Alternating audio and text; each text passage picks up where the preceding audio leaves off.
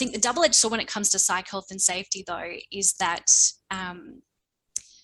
through the integration lens around risk. So the way that we talk about risk, I'm fast learning, is different to how other areas of the industry talk about risk.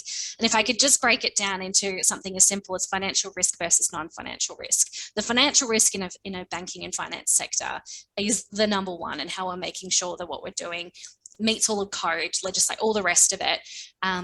But then the non-financial risk, which is the people risk and the psych health and safety risk and those sorts of things, we're trying to integrate them into the same sort of frameworks or language around financial risk. And the two don't necessarily always speak the same language.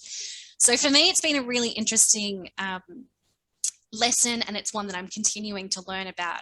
Well, what does integration actually look like in this space? And how do we talk to psych health and safety in a way that's going to be understood? So I think at a high level, people risk and non-financial risk is definitely something that's being held to light and supported in making sure that we're doing the right things.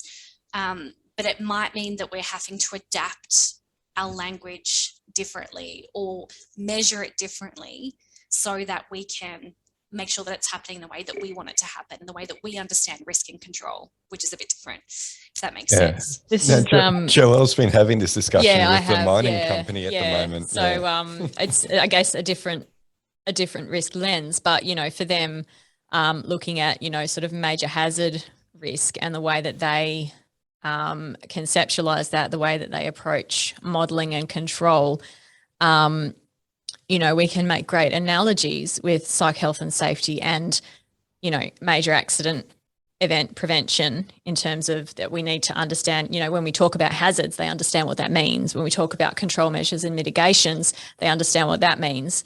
But then it's about, okay, this is the methodology that we use.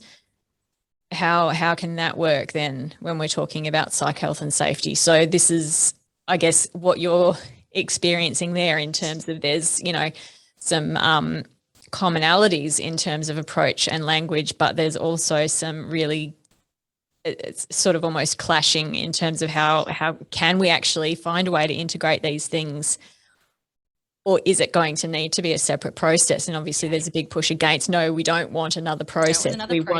We want it to integrate, but you can't integrate for the sake of integration if it's not going to work. Exactly. And so there's this, you know, operating in a very large organization where you've got system upon system and a regulated way in which we address certain things. So, you know, being an org psych, we didn't learn this stuff. This is a whole new ballgame. And this is what I mean about the opportunity to work with different organizations, and particularly from an internal perspective. This is one of the challenges, is how do you get this to stick, and how do you get this to integrate in a way that's going to be meaningful, and you make sure that it's being applied in the way that you intend it to be applied.